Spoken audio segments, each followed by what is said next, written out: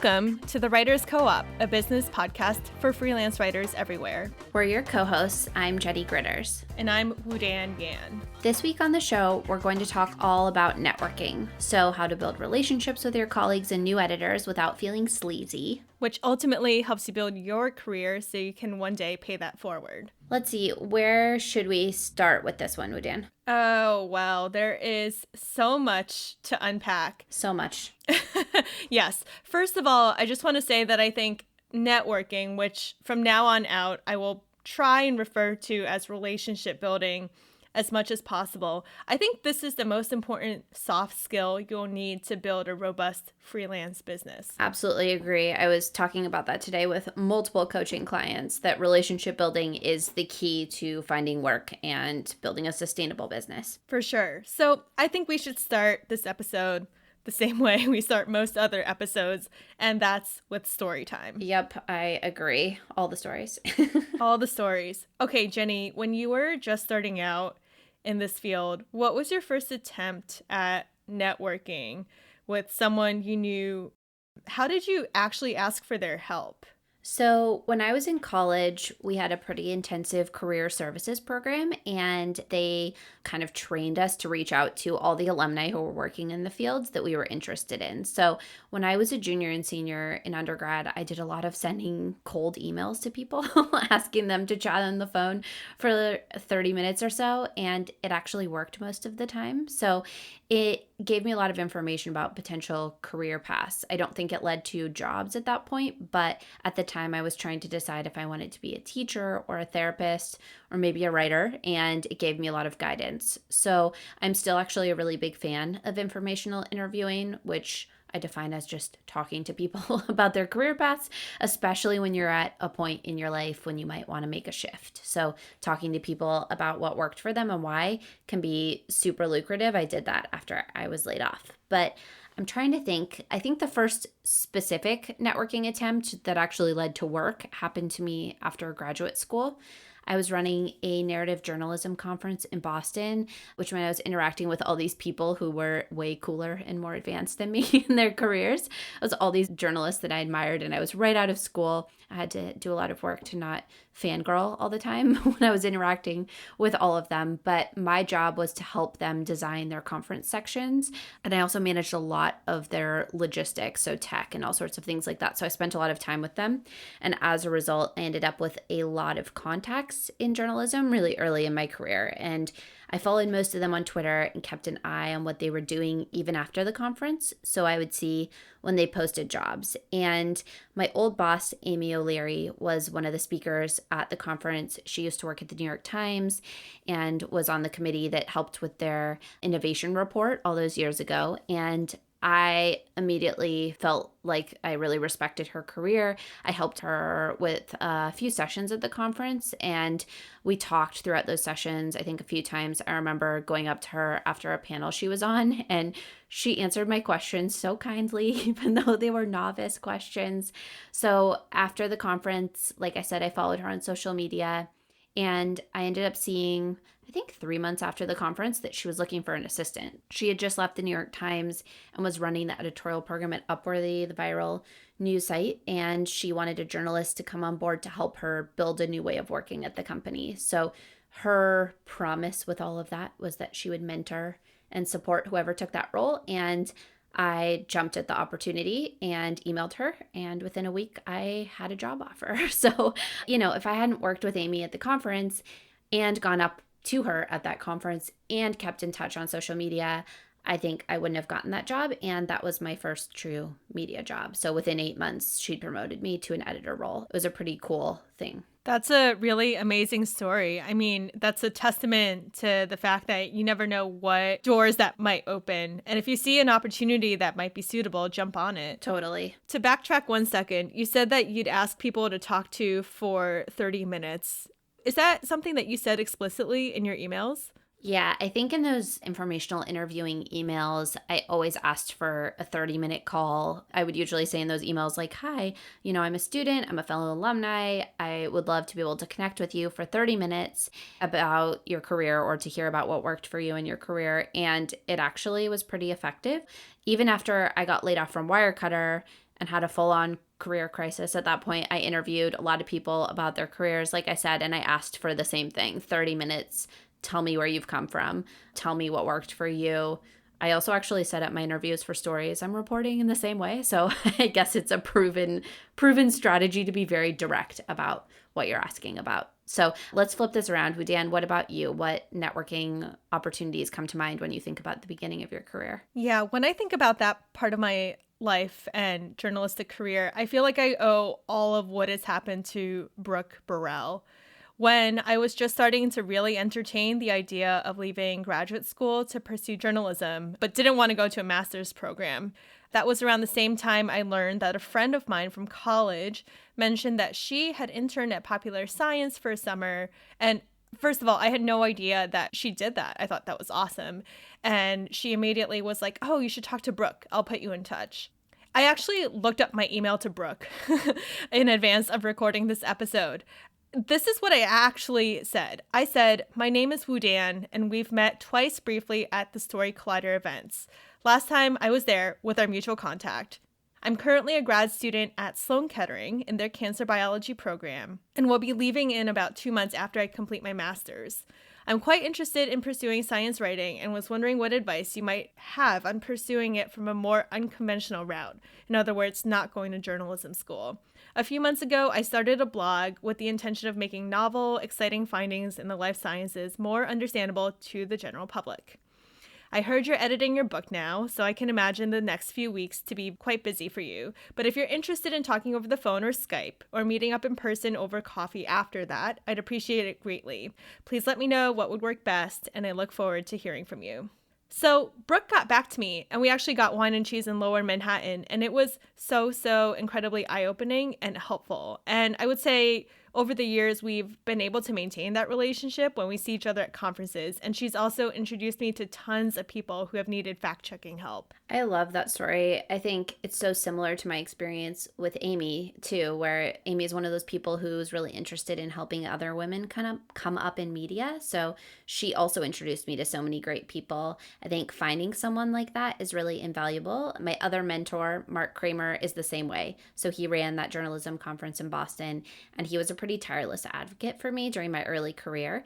Anyone he knew, I pretty much knew by proxy. I'm curious, Hudan, we get a lot of these "can you give me advice" emails now that we're further along in your career or our careers, but tell me about that original email to Brooke. Like, why do you think it worked? I think it worked because of a few things. It pointed to a personal connection, our mutual contact. I specified what I was looking for.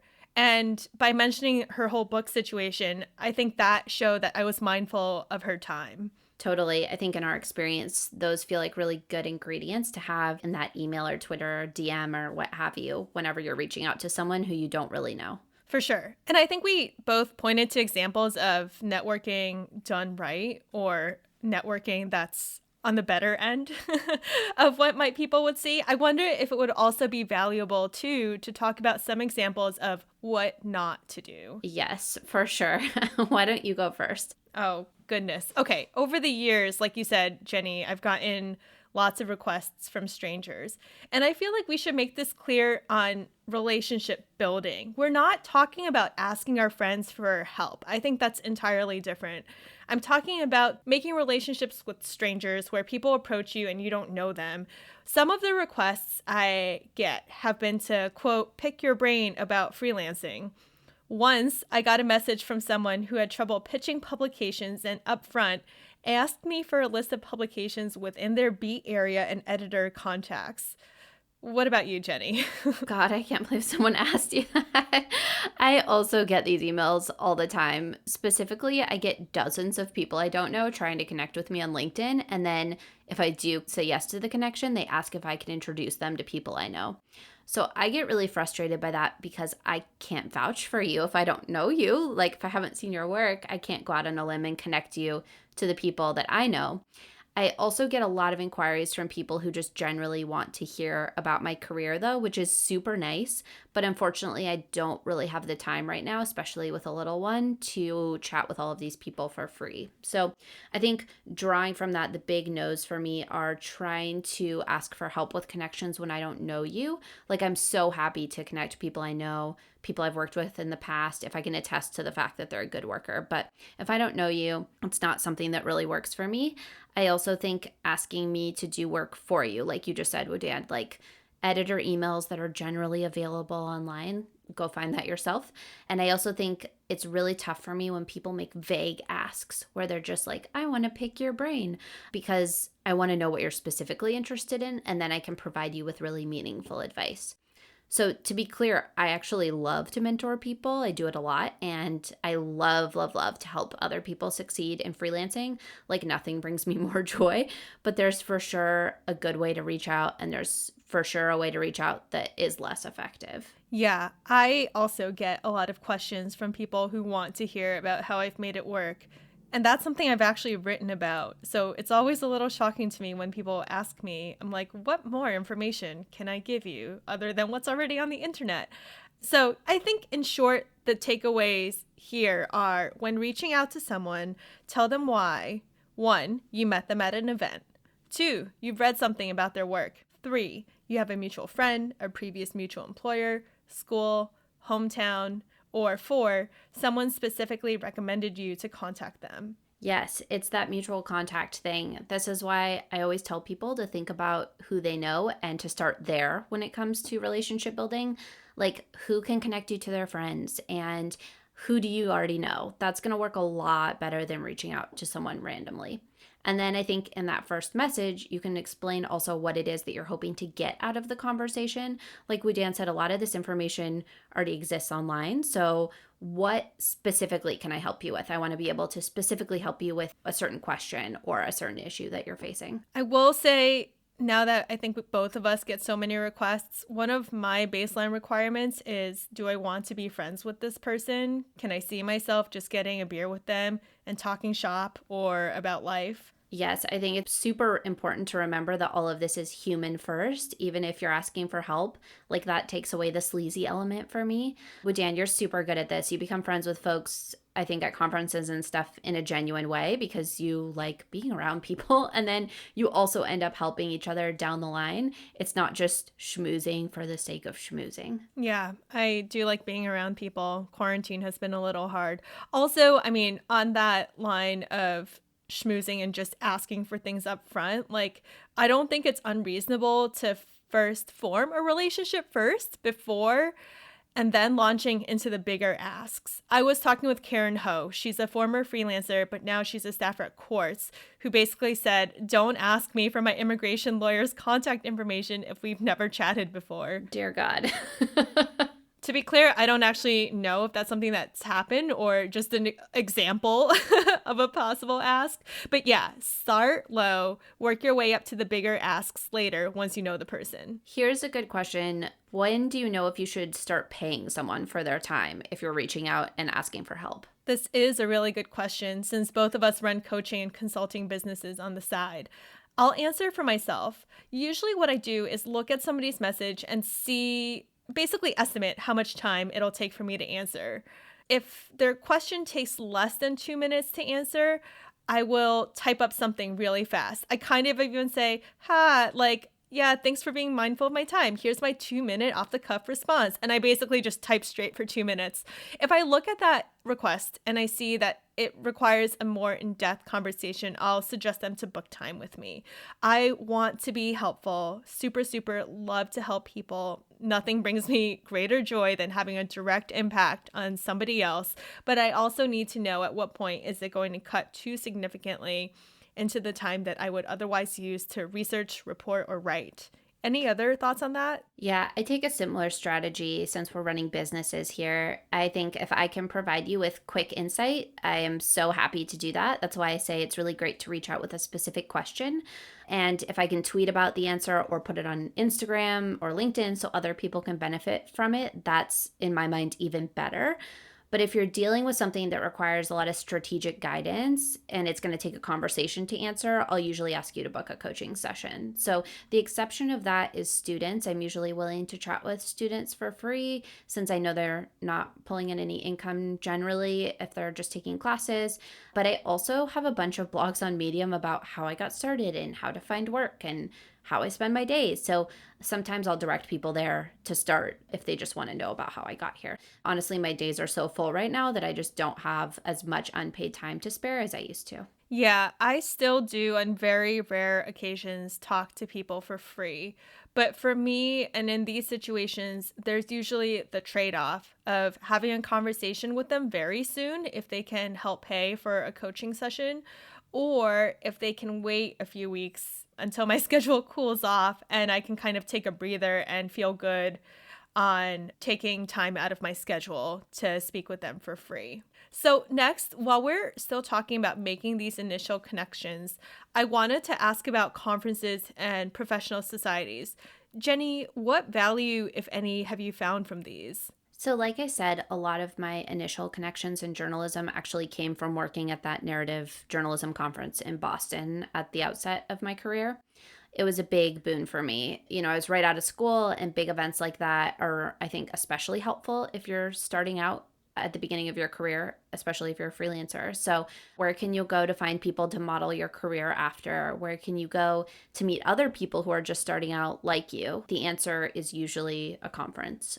I will say this though, I'm a really natural introvert. So, going to events like that honestly really stresses me out, especially if I don't know someone already there. So I'm definitely less apt to attend an event and more apt to connect with people who I've worked with in the past and then ask them for help if I need it later. So a lot of my job opportunities do come through professional society newsletters, things like that. And I do think those are worth it if the dues are inexpensive. But I tend to be more involved in my local community than I do go to big events. I do a lot of stuff in the parenting community and the outdoor community here in Seattle. And I actually naturally have gotten a lot of connections that way as well because I write about both of those things. And that's also how I spend my time. So it tends to work out in my favor. But I don't actually think of that time as career networking necessarily. It is just more so relationship building. What about you, Woodan? Yeah, my story's a little different because I think it's a little clear that I'm more on the extroverted side. Yeah, I think I know as a freelancer that the cost of attending a conference can be prohibitive with registration fees, hotels, flights, and more. You're dumping about $1,000, possibly even much more, into a 3 or 4 day affair that you likely won't be able to work through. That's a hard sell for so many people. But I'd encourage folks to look at grants that allow them to attend conferences that they haven't been to before. The only surefire way to not get one of these grants is to not apply. So I've gotten a grant to go to a data journalism conference, and for an environmental conference, they had a grant for basically first-time attendees.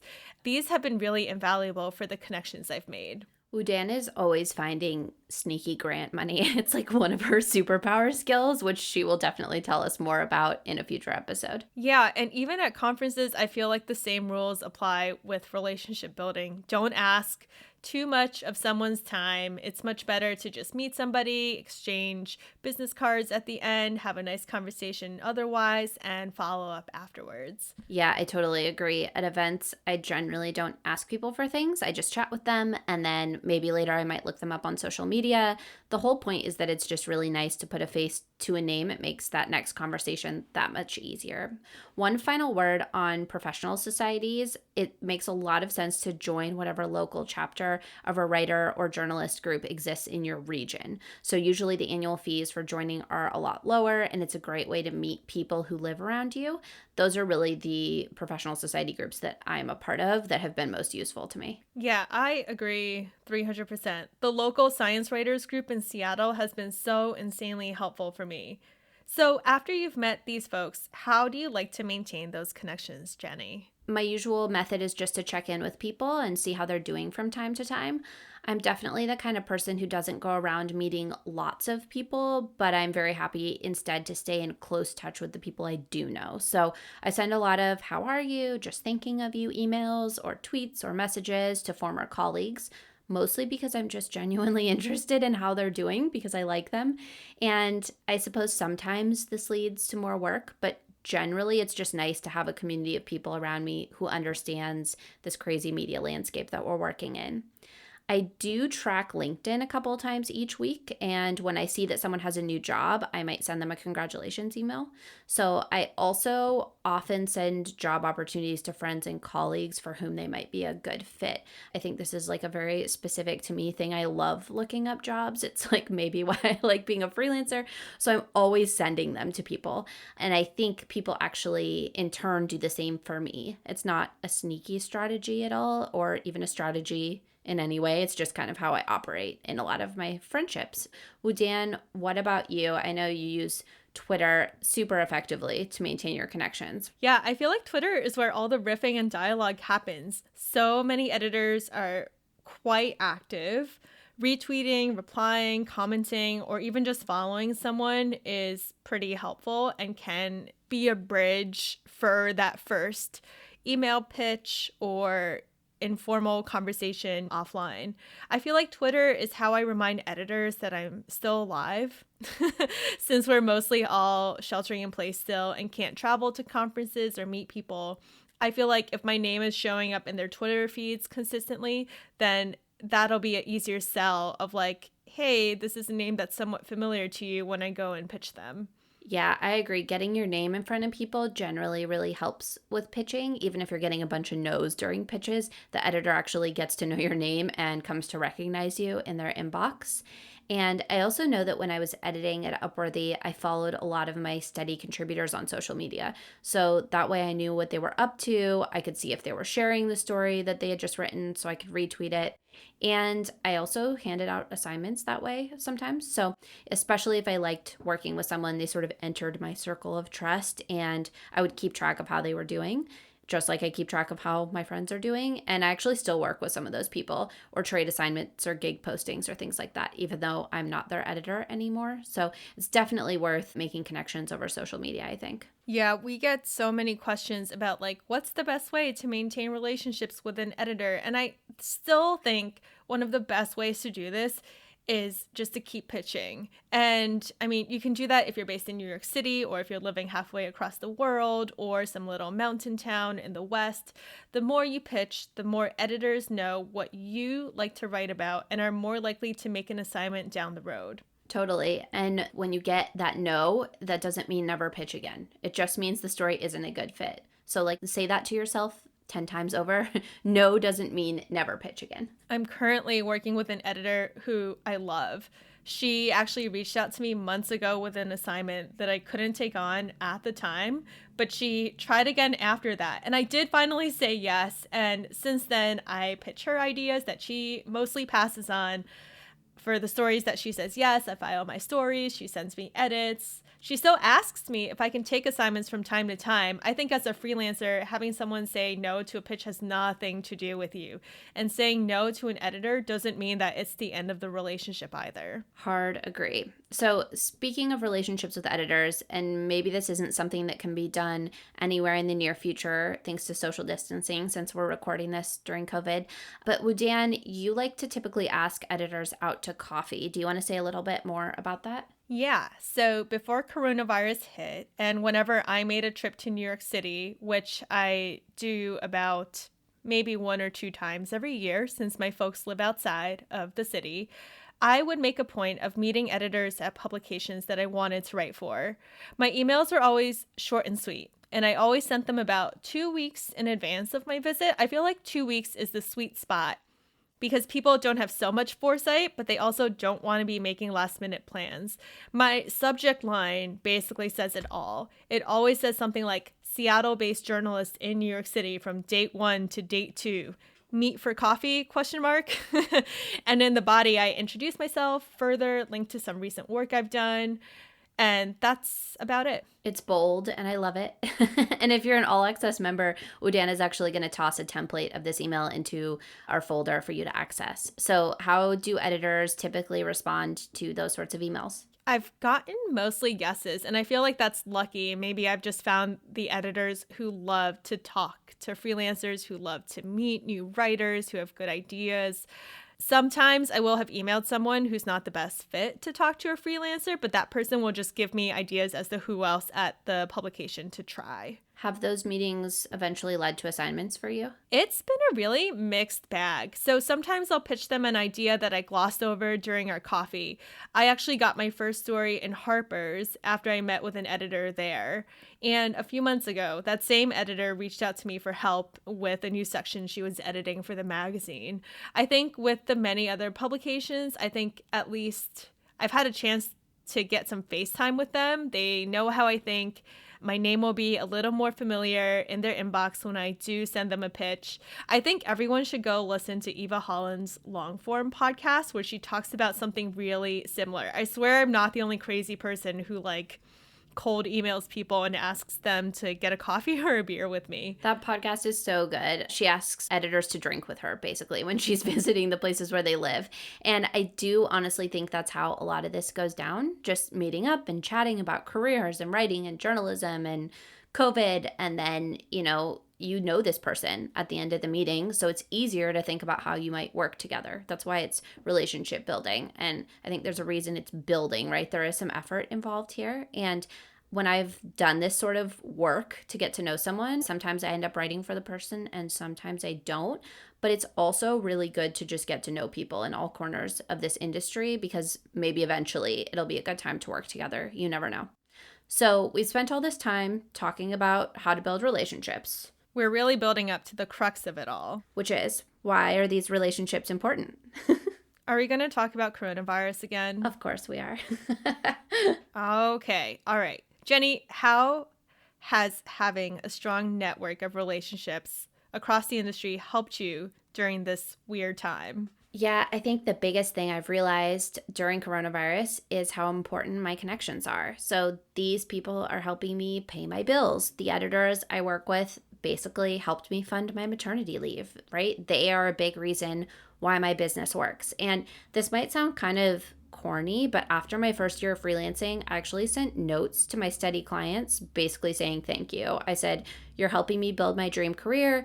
And I was really careful to call out when things in our working relationship were good. So to thank someone for responding quickly to me on pitches, or to call out the fact that they were straight shooters or paying me on time, right? I think it's really important to acknowledge when things are good because a lot of times in this industry, none of that is worth taking for granted. So all of that is to say that the people I work with have made my transition back to work during COVID, after maternity leave with an infant at home while being married to a healthcare worker easier, right? It's still a rough time, but networking in the past has borne a lot of good fruit for me during this season. For example, when I was on leave, an editor at Wirecutter, where, yes, I previously got laid off, reached out to me to let me know that she needed someone to cover a 3-month maternity leave for an editor on a part-time basis. And I'm actually doing that work right now. So she thought of me because we'd worked together before, because I kept in touch with her, because she knows I already know how to do the job. Even though I've had a few contracts canceled, those editors at the places where my work was canceled have actually connected me with other editors. One of my favorite clients, actually, I emailed her asking if she had any projects available, and she said her projects were on pause, but she emailed all of her colleagues to let them know that I was available for work, which ended up landing me more assignments. So I'm actually doing okay during this scary time to be a freelancer, mostly because of all these connections. That's really, really impressive to come out of maternity leave as publications are shrinking their freelance budgets and to still find quite a bit of work. Yeah, honestly, I've just been feeling really, really grateful for the legwork that I put in before, and also for all the good people that I work with who have had my back. Because at the end of the day, networking is really just about following up with people in a caring, authentic way. I think, we're all in this very weird, messy situation together. So All this sounds a little corny, but this appreciation and gratitude has really felt really important for me this month. I mean, you've had a similar experience. What has COVID been like with you in terms of revealing your network? I've honestly had a banner month with coronavirus. It's so strange to say, and I feel a little guilty about it.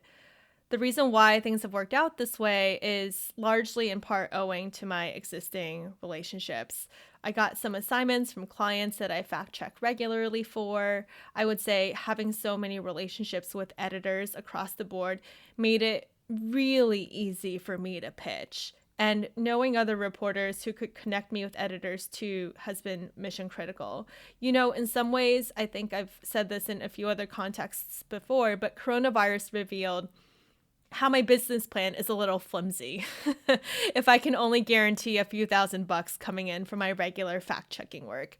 But in other ways, it's reminded me that I actually knew a lot of people who could possibly solicit my help or people that I could ask for help when push comes to shove. Yeah, I agree. I think this is a time that makes it really obvious both how precarious freelancing is, but also kind of how precarious full-time jobs are as well. So it's scary right now not to have a guaranteed income, but it's also been a time, for me at least, when priorities and relationships have become really crystal clear. Yeah, I know relationship building sounds like such a soft, mushy skill, but I think it's absolutely essential for running a robust freelance business, especially as things change so rapidly. Agreed. We're both very much into the idea of making connections over just trying to connect with people from a business strategy perspective, like human to human, especially now.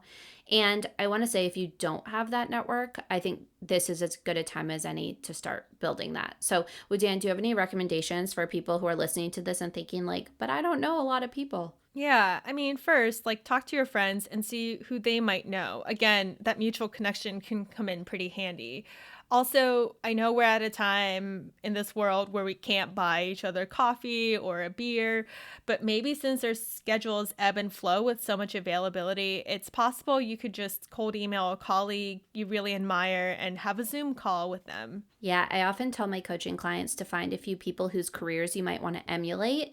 The first person should be someone who's a year or two ahead of you on the trajectory. I did that when I started freelancing. I sat down with two women who ran their own media business, and it was so freaking helpful. And then I also tell them to look for someone who's maybe 10 years ahead, so who's way further down the line than you, and consider where they've been. Also, maybe how you could copy certain parts of their trajectory, that's very much allowed. And you might consider reaching out to them too, maybe just with an email with some of those straightforward questions like we suggested. And I also want to echo Woo-Dan in saying, think about who you already know. I know I've already said this, but start where you're at. Who can connect you to someone else? And you can sometimes use LinkedIn to see who you're connected to via your friends or colleagues who you already know. And then finally, I think it's a good time right now to see if other people who've been laid off or are struggling want to connect with you. I've noticed that people are much more apt to want to talk right now. A lot of people have a lot of free time. So can you create a pod of 5 other new freelancers and share resources? Or can you reach out to an editor who's been laid off and ask them for coaching? That sort of thing. For sure. And I'm noticing a lot of professional societies also offer such relationship building on Zoom calls and things of that sort. But yeah, I love the idea of a freelance pod. Anyway, I think we've covered it all for today. We're going to sign off, but feel free to email or tweet at us with any questions or comments. Until next episode. See you on Zoom soon, Woo-Dan. Bye, Jenny. Season 1 of The Writers Co-op is made possible by a grant from the National Association of Science Writers. The Writers Co-op is hosted by me, Jenny Gritters, and Woo-Dan Yan, and produced by Susan Vallet.